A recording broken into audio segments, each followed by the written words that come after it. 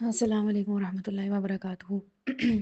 دعا سیریز میں انشاء اللہ تعالیٰ آج ہم اتنی خوبصورت دعا کرنے والے ہیں جو کہ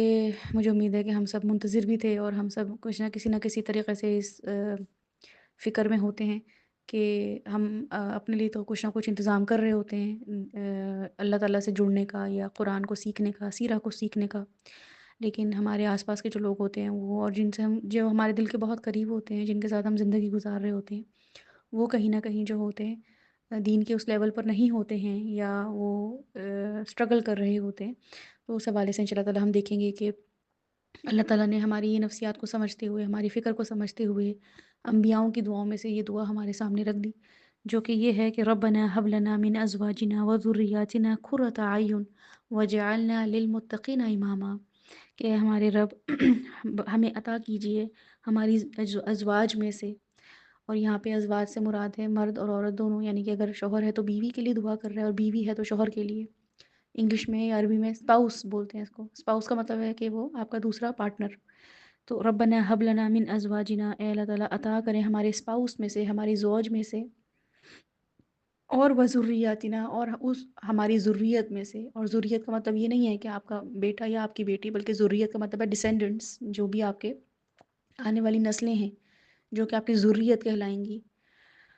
اس میں سب آپ کے پوتا پوتی، نواسا نواسی، اور ان کے آگے کے بچے کوئی بھی شامل ہے، کہ اللہ تعالیٰ کہیں سے بھی یہ کام کر سکتے ہیں۔ اگر آپ کو نظر آ رہا ہے کہ آپ کی اولاد جو ہے وہ اس لیول پہ کام نہیں کر پا رہی، جو کہ دعا کا اینڈ ہے، دعا کے اینڈ میں بتایا ہوا ہے ہم مانگ کیا رہے ہیں، تو اللہ تعالیٰ ہمیں انشاء اللہ تعالیٰ آنے والی نسلوں میں سے کسی نہ کسی میں وہ خیر ضرور دے دیں گے، کہ ربنا حب لنا من ازواجنا وذریاتنا قرۃ اعین وجعلنا، اور بنا دیجئے ان کو للمتقین، متقیوں کے لیے، امام، ان کو متقیوں کا امام بنا دیجئے۔ اب آپ سوچیں کہ کتنی بہترین دعا ہے کسی بھی شوہر کا اپنی بیوی کے لیے، اور کسی بھی بیوی کی اپنے شوہر کے لیے، اور ان دونوں کی اپنی ذریت کے لیے، کہ اللہ تعالیٰ ہمیں، فی الحال جو فکریں ہیں وہ یہ ہیں کہ پروموشن ہو جائے، یا انکریمنٹ لگ جائے، یا بونس لگ جائے، یا کہیں میرے شوہر کی جو ہے وہ باہر پوسٹنگ ہو جائے، یا کہیں باہر کا امیگریشن ہو جائے، یا ہمارے بچے جو ہیں وہ کہیں باہر جا کے پڑھ لیں، یا ان کی بڑی اچھی کوئی نوکری لگ جائے، یا وہ جو ہیں بزنس میں بہت کامیاب انسان بنے۔ لیکن اللہ تعالیٰ ہمیں قرآن میں سوچنا سکھا رہے ہیں کہ کیسے دیکھنا ہے، ہمارا ویژن بڑا کر رہے ہیں اپنی اولاد کے لیے، اپنے اسپاؤسز کے لیے۔ وہ یہی ہے کہ ربنا حب لنا من ازواجنا وذریاتنا قرۃ اعین، کہ اللہ تعالیٰ ان کو ہماری آنکھوں کی ٹھنڈک بنائے۔ اب ہماری آنکھوں کی ٹھنڈک اگر واقعی ہی اس چیز میں ہوگی کہ ہمیں اللہ کے کلام پہ، اللہ کی نمازوں میں، اور اللہ کے دین میں ہمیں ٹھنڈک ملے گی، سکون ملے گا، تو پھر ہمیں ان کی ان باتوں کے لیے اور ان دین میں انوالو ہونے کے لیے ہمارا دل چاہے کبھی کہ ہم دعا مانگیں۔ اور نہ صرف یہ کہ ان کے لیے وہ ہماری آنکھوں کی ٹھنڈک بنے، بلکہ کیا ہے کہ وَجَعَلْنَا لِلْمُتَّقِينَ اماما، صرف یہی نہیں کہ ان کے عمل یا ان کے کام یا ان کا دین دیکھ کے میری آنکھیں ٹھنڈی ہوتی رہیں، بلکہ وہ اور لوگوں کو لیڈ کریں۔ اور وہ لوگ کون ہوں گے؟ وہ متقین ہوں گے، تقوی والے لوگ ہوں گے، وہ سارے کے سارے تقوی والوں کو لیڈ کرے، میرا بیٹا یا میری بیٹی، یا میرا پوتا یا میری پوتی، یا میرا شوہر یا میری بیوی۔ تو یہ ایک انسان کو اتنا بڑا ویژن بنا دیتی ہے، کیونکہ اگر انسان کی ازدواجی زندگی، خاندانی زندگی خوشگوار ہوگی تو وہ اور زیادہ بہتر طور پہ دنیا اور آخرت کے کام کر سکے گا۔ تو یہ اگر ہم یہ اس اتنا بڑا ویژن اللہ تعالیٰ ہمیں ایک مسلمان عورت یا مرد کو دیتے ہیں کہ یہ ویژن رکھ کے اپنے بچوں کے لیے دعا کرو۔ چھوٹے چھوٹے ویژن جو تم نے بنا لیے ہیں کہ بچہ اچھے اسکول میں پڑھے، یا اچھی یونیورسٹی چلا جائے، یا اچھا کاروبار کرے، تو یہ اگر تمہارا مقصد ہے تو پھر تم مومن کیسے ہوئے، یا تم تقوی والے کیسے ہوئے، اگر تم اپنے بچوں اور اپنے شوہر، یا شوہر اپنی بیوی کے لیے یہ سوچ رہا ہے کہ میری بیوی جو ہے وہ متقیوں کی امام بنے، یا میرے بچے جو ہیں وہ تقوی والوں کے امام بنے، تو ظاہر ہے وہ خود اس کا اپنا پرسپیکٹیو کیسا ہوگا، اس کا اپنا لائف سٹائل کیسا ہوگا۔ تو دعا مانگنے والے ضرور اس چیز کو دیکھیں کہ ہم بھی، اور ہماری آنے والی نسلیں بھی، اور ہمارے جو زوج ہیں وہ بھی دوسروں کے پیچھے چلنے والے نہ بنے، بلکہ آگے رہنما بنے، یہ لوگوں کو لیڈ کرنے والے بنے، لیڈرز بنے، یہ لوگوں کو صحیح راستے پہ چلانے والے بنے، وہ لوگ جو تقوی والے ہیں، بچ بچ کے چلنے والے ہیں، گناہوں سے گریز کرنے والے ہیں، نیکیوں کی طرف بھاگنے والے لوگ ہیں۔ تو میرا بچہ یا میرا شوہر جو ہے وہ ان کا لیڈر بنے۔ تو اس کو اگر ہم سوچیں گے کہ یہ اولاد کے لیے سب سے بڑا ویژن ہے، جو یہاں پہ وجعلنا للمتقین امامہ ہے، امامت کا جو لفظ اللہ تعالیٰ نے استعمال کیا ہے یہاں پہ، یہ ہمارے پاس نا اس کی کوئی ٹرانسلیشن ایس سچ ہے نہیں کہ ہم یہ اس کو ٹرانسلیٹ کریں کہ امام کون ہوتا ہے۔ امام ہم نے مسجدوں میں ہی دیکھا ہے، جو کہ نمازی پیچھے ہوتے ہیں ان کو امامت کرا رہا ہوتا ہے، وہ ایک امام ہوتا ہے۔ اس کا انگلش میں اگر ہم ترجمہ دیکھیں تو وہ یا تو بنتا ہے مینیجر یا لیڈر یا مینٹر، ٹھیک ہے؟ اگر ٹرانسلیٹ کریں تو ان میں سے یہ تینوں لفظ مینٹور، لیڈر یا مینیجر، یہ تینوں لفظ جو ہیں یہ اگر ہم انگلش میں ٹرانسلیٹ کر بھی لیں تب بھی یہ امام کو ڈسکرائب نہیں کر سکتے، امام کو ڈیفائن نہیں کر سکتے، یہ تعریف پہ پورا نہیں اترتے ہیں۔ یہ تین چار لفظ مل کے بھی نہیں بنتے کہ صرف مینیجر بن جائے امام متقیوں کا یا یہ لیڈر بن جائے۔ امام جو ہوتا ہے وہ کسی ایک چیز کو لیڈ کر رہا ہو، یعنی کہ لیڈر جو ہوتا ہے وہ کسی ایک چیز کو لیڈ کر رہا ہوتا ہے، کسی ایک معاملے میں لیڈر بنا ہوا ہوتا ہے، جیسے کوئی پولیٹیکل لیڈر ہوگا یا آپ کا کوئی کمپنی میں لیڈر ہوگا یا آپ کا کسی کوئی اسپورٹس میں آپ کا کوئی کیپٹن لیڈر ہوگا، ٹھیک ہے؟ کیپٹن جیسے گیم ہوتی ہیں اسپورٹس کی، اس میں کوئی لیڈر ہوتا ہے آپ کا،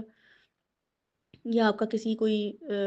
کہیں آپ جاب کر رہے ہیں، اسکول میں جاب کر رہے ہیں تو ایک لیڈر ہوگا جو آپ کو لیڈ کرے گا، لیکن وہ باقی پرسپیکٹیو میں لیڈ نہیں کرے گا۔ لیکن امام جو ہوتا ہے اسلام میں، اگر آپ امام کو اس ذرا غور کریں تو وہ مسجد کے امام کو ذہن میں لے کر آئیں تو وہ مسجد میں جب امامت کرا رہا ہوتا ہے اس کی اپنی ایجوکیشن یا اس کی اپنی کوالیفیکیشن کیا ہوتی ہے، لیکن اس کے پیچھے کھڑے ہونے والا ڈاکٹر، انجینئر،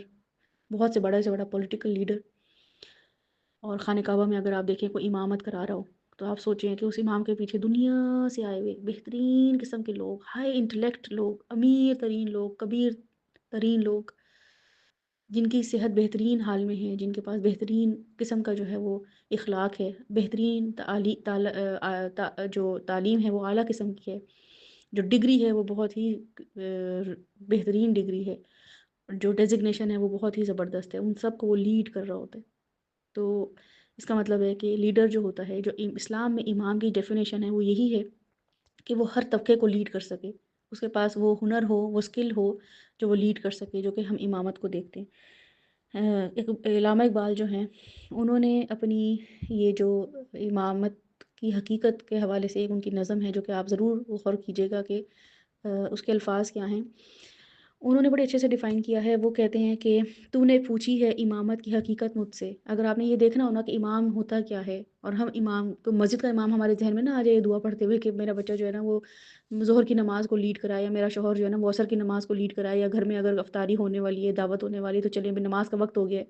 تو یہ لوگ جو ہیں یہ امامت کرائیں گے۔ نہیں، علامہ اقبال نے بہت ہی اچھے طریقے سے اس کو ایکسپلین کیا ہے کہ تو نے پوچھی ہے امامت کی حقیقت مجھ سے، حق تجھے میری طرح صاحب اصرار کرے، ہے وہی تیرے زمانے کا امام برحق جو تجھے حاضر و موجود سے بیزار کرے، موت کے آئینے میں تجھے دکھا کر رخ دوست زندگی تیرے لیے اور بھی دشوار کرے، دے کے احساس ضیاء تیرا لہو گرما دے، فقر کی سان چڑھا کر تجھے تلوار کرے، فتنہ ملت بیدا ہے امامت اس کی جو مسلمان کو سلاطین کا پرستار کرے۔ تو اگر آپ اس پہ غور کریں گے کہ کتنے خوبصورت طریقے سے علامہ اقبال نے امام کو ڈسکرائب کیا ہے یہاں پہ، کہ وہ انسان یا وہ امام جو تجھے حاضر اور موجود سے بیزار کر دے، جو تجھے ٹرینڈز میں لگا کے نہ رکھے، جو تجھے وائرلٹی پہ لگا کے نہ رکھے، اس کا امام بننا کتنی بڑے آنر کی بات ہے۔ ہم کس کو فالو کر رہے ہیں؟ ہر اس چیز کو فالو کر رہے ہیں جو دنیا کے پیچھے بھاگ رہے ہیں۔ ہمارے یوٹیوب پہ یا انسٹاگرام پہ یا فیس بک پہ ہیں ہی وہی پیجز لائک ہوئے ہوئے، انہی کو ہم نے سبسکرائب کیا ہوا ہے جو صرف ہمیں دنیا کے پیچھے بھگاتے رہتے ہیں۔ اور ہم یہاں پہ یہ دعا اگر مانگنا شروع کر دیں اللہ تعالیٰ سے صبح شام کہ اللہ تعالیٰ نہ صرف یہ کہ ہم ایسے لوگوں کو فالو نہ کریں بلکہ ہم اور ہماری اولاد اور ہمارے زوج لوگوں کو فالو کرائیں اپنے پیچھے جو کہ تقوی والے ہوں، تو آپ سوچیں کہ اللہ تعالیٰ آپ کی یہ دعا کیسے قبول کریں گے اور آپ کو کتنا بہترین زوج اور کتنا بہترین اولاد سے نوازیں گے، جو کہ آپ کو ان شاء اللہ تعالیٰ کثرت سے دعا مانگنے پہ اللہ تعالیٰ دعا قبول کر بھی لیتے ہیں۔ اللہ تعالیٰ ہمارے دلوں کے حال بدلنے پہ قادر ہیں، ہمارے بچوں کے دلوں کے حال بدلنے پہ قادر ہیں، ہمارے شوہر کے دلوں پہ حال بدلنے پہ قادر ہیں۔ کون سی ایسی چیزیں جو ہمیں مایوس کر دیتی ہے اپنے اللہ سبحانہ و تعالیٰ سے کہ یہ نہیں ہو سکتا؟ اللہ سبحانہ و تعالیٰ تو حضرت عمر کو اس لیول پہ لے آتے ہیں کہ وہ رسول اللہ علیہ وسلم کو مارنے نکلے تھے اور ایمان لے آئے۔ تو اللہ تعالیٰ کے ہاتھ میں ہر انسان کا دل ہے، اگر ہم دعا مانگیں گے تو قبول کریں گے نا اللہ تعالیٰ۔ اگر ہم صرف یہی مانگیں گے کہ ہمارا شوہر کی پروموشن ہو جائے، ہمارے شوہر کی جو ہے وہ کوئی انکریمنٹ لگ جائے، یا کوئی پوسٹ بڑی ہو جائے، یا بچے ہمارے صرف دنیا میں نمبر اچھے لے آئیں، یا وہ ان کی شادی بڑی اچھی جگہ ہو جائے، یا ان کی شادیاں کامیاب چلیں، یا وہ باہر چلے جائیں، تو اللہ تعالیٰ ہمیں وہی دیں گے اور ہماری ایفرٹس بھی پھر وہی ہوں گی، لیکن ہماری جب دعائیں یہ ہوں گی کہ ربنا ہب لنا من ازواجنا وذریاتنا قرۃ اعین وجعلنا للمتقین اماما، تو پھر اللہ تعالیٰ ان شاء اللہ تعالیٰ ہمیں اس دعا کی وجہ سے ہمیں بھی صحیح راستے پہ چلنے والے بنائیں گے، اور ہماری اولاد کو، ہمارے زوج کو بھی اس طرف لے آئیں گے۔ رحمتیں، رزق، برکتیں اللہ تعالیٰ سبحانہ و تعالیٰ دینے والے ہیں۔ ہم کیا مانگ رہے ہیں، یہ ہماری کریکٹر ہے، یہ ہمارا کریکٹر ہے کہ اللہ تعالیٰ یہ دیکھ رہے ہوتے ہیں کہ اس بندے نے مجھ سے کیا مانگا، میں تو اسے للمتقین اماما بھی دے سکتا ہوں، دے سکتے ہیں نا اللہ تعالیٰ، تبھی اللہ تعالیٰ نے یہ دعا سکھائی ہے ہمیں، لیکن ہم کیا مانگ رہے ہوتے ہیں، یہ ہمارا ظرف ہے، یہ ہماری پہچان ہے کہ ہم اللہ سے دعاؤں میں مانگ ہی کیا رہے ہیں۔ تو دعاؤں کو بڑا کریں، اپنا ویژن کو بڑا کریں، اپنے لیے، اپنے بچوں کے لیے، اپنے زوج کے لیے، تو آپ دیکھیں گے ان شاء اللہ تعالیٰ رزق اتنا ہی ملے گا جتنا ان شاء اللہ تعالیٰ اللہ تعالیٰ نے آپ کے نصیب میں لکھا ہوا ہے، وہی سکون اور وہی معیار ملے گا، وہی اسٹینڈرڈ لائف کا مل جائے گا۔ لیکن دعا مانگنے سے کیا ہوگا کہ ہماری ذریت، ہمارے زوج جو ہیں وہ دین کی طرف مزید انکلائنڈ ہوں گے، مزید ان کا شوق بڑھے گا، ذوق بڑھے گا ان شاء اللہ تعالیٰ۔ تو اللہ تعالیٰ یہ چاہ رہے ہیں کہ میں یہ چاہوں کہ اللہ کے ہاں یہ ممکن ہے کہ یہ دعا بتائیے، ہے نا، تو اللہ تعالیٰ یہ چاہ رہے ہیں کہ میں یہ چاہوں کہ یہ ہو، لیکن میں ہی نہیں چاہ رہی ہوں، میں یہ کچھ اور چاہ رہی ہوں، تو اس لیے آج سے چاہنا شروع کر دیں کہ ربنا حب لنا من ازواجنا و ذریاتنا قرۃ اعین، اللہ تعالیٰ آنکھوں کی ٹھنڈک بن جائیں۔ میری بھی آنکھوں کی ٹھنڈک اگر اسی میں ہوگی تو میں اپنے بچوں کے لیے بھی یہی ڈیمانڈ کروں گی، میری آنکھوں کی ٹھنڈک فیس بک ہوگا یا انسٹاگرام ہوگا یا کٹی پارٹی ہوگی، کوئی برانڈڈ جوڑا ہوگا، باہر کے ٹورز ہوں گے، ٹریولنگ ہوگی، یا بڑا سالیشان گھر ہوگا، اگر اس میں مجھے آنکھوں کی ٹھنڈک مل رہی ہے تو ظاہر ہے میں اپنے بچوں کو اسی طرف لگا کے رکھوں گی، شوہر کو بھی اس طرف لگا کے رکھوں گی۔ لیکن میری آنکھوں کی ٹھنڈک اگر قرآن ہوگی، میری آنکھوں کی ٹھنڈک اگر نماز ہوگی، میری آنکھوں کی ٹھنڈک اگر صلہ رحمی ہوگی، میری آنکھوں کی ٹھنڈک اگر وقت پہ اپنی فرض کی ادائیگی کرنا، لوگوں کو معاف کر دینا، اللہ کو خوش کرنا، احسان کا رویہ اختیار کرنا، توبہ کرنا، اگر اس میں مجھے آنکھوں کی ٹھنڈک مل رہی ہے، میرے کلیجے کو بھی ٹھنڈ مل رہی ہے، تو میں بھی اپنے بچوں کے لیے، اپنے شوہر کے لیے بھی سیم یہی دعا کروں گی۔ تو اللہ تعالیٰ ہمیں بتا رہے ہیں کہ یہ ہو سکتا ہے، اس لیے تمہیں دعا بتا رہا ہوں، یہ ہو سکتا ہے، اس لیے قرآن میں یہ دعا بتا دی گئی ہے، ربنا حب لنا من ازواجنا، اللہ تعالیٰ عطا کر دیں ہمارے زوج میں سے، وذریاتنا، اور ہماری ذریت میں سے، قرۃ اعین، آنکھوں کی ٹھنڈک، یہ آنکھوں کی ٹھنڈک بنے۔ آپ کی اولاد، آپ کے شوہر آپ کی آنکھوں کی ٹھنڈک تھوڑے عرصے کے لیے بنتے ہیں، جب آپ کی مرضی پہ پورا چل رہے ہوتے ہیں، تھوڑے عرصے بعد کوئی ایسی نافرمانی کرتے ہیں، اپنے حساب سے چلنا شروع کر دیتے ہیں، تو آپ کا دل دکھتا ہے، آپ پریشان ہو جاتے ہیں، ڈپریشن میں چلے جاتے ہیں، دل اچاٹ ہو جاتا ہے۔ تو اس لیے بہتر ہے کہ ہم آنکھوں کی ٹھنڈک اس چیز میں رکھیں جس میں اللہ نے رکھ دی ہے۔ رسول صلی اللہ علیہ وسلم کہتے تھے نماز سے میری آنکھوں کی ٹھنڈک، مجھے آنکھوں کی ٹھنڈک پہنچتی ہے نماز سے، تو آپ کی نمازوں میں آنکھوں کی ٹھنڈک ہوگی، آپ کے قرآن میں آنکھوں کی ٹھنڈک ہوگی، تو آپ کے بچے بھی ان شاء اللہ تعالیٰ اس دعا کی وجہ سے آپ کی آنکھوں کی ٹھنڈک ہی بنیں گے، وہ خود آپ کی طرف لپکیں گے، وہ خود آپ سے اظہار محبت کریں گے، آپ کی خدمت کریں گے، آپ کی قدر کریں گے، کیونکہ آپ نے ان کو اللہ سے جوڑ دیا ہوگا۔ تو ربنا حب لنا من ازواجنا وذریاتنا قرۃ اعین وجعلنا للمتقین اماما، سوچیں متقیوں کا امام، تقوی، ایک انسان کا بھی تقوی ہمیں کتنا انسپائر کرتا ہے، تو ہمارے بچے، ہمارے زوج اتنے سارے متقی لوگوں کو لیڈ کریں گے، ان کی امامت کریں گے ان شاء اللہ تعالیٰ۔ یہ دعا کثرت سے مانگیں، کیونکہ ہم خود دین پر آ جاتے ہیں لیکن ہمارے جو گھر والے ہیں وہ پیچھے رہتے ہیں، تو ہمارا دل بڑا دکھ رہا ہوتا ہے اس حقیقت کو جانتے ہوئے بھی کہ اصل مقام یا اصل حقیقت آخرت ہی ہے، تو ہمارا دل اور پریشان ہونا شروع ہو جاتا ہے، کیونکہ ہم خود بہت لیٹ اس چیز کی طرف ہمارا دھیان جاتا ہے، تو ہمیں خود بھی فکر ہونا شروع ہوتی ہے کہ اب ہم کیا کریں، ہاتھوں سے ایسا لگتا ہے کہ کچھ نکل گیا ہے، اور ریت ہے کہ پھسلتی چلی جا رہی ہے، ٹائم ہے کہ نکلتا چلا جا رہا ہے، لیکن اللہ تعالیٰ بتا رہے ہیں کہ کوئی بات نہیں، اور ربنا حب لنا من ازواجنا و ذریاتنا، تمہاری ذریت میں سے کر دوں گا، یہ اولاد نہیں بھی کر پا رہی تو ان کی آنے والی اولادوں میں وہ خیر جو ہے اتار دوں گا، قرۃ اعین بنا دوں گا، وجعلنا للمتقین اماما، اور بھی وہ امامت کریں گے متقیوں کی۔ لیکن تم مانگو تو صحیح، تمہاری ڈیمانڈ تو ہو مجھ سے، یہ تمہاری چاہ تو مجھے نظر آئے، تمہارا شوق اور قدر تو مجھے نظر آئے، تو اس دعا کو کثرت سے مانگیں اور اس دعا کو یاد کریں۔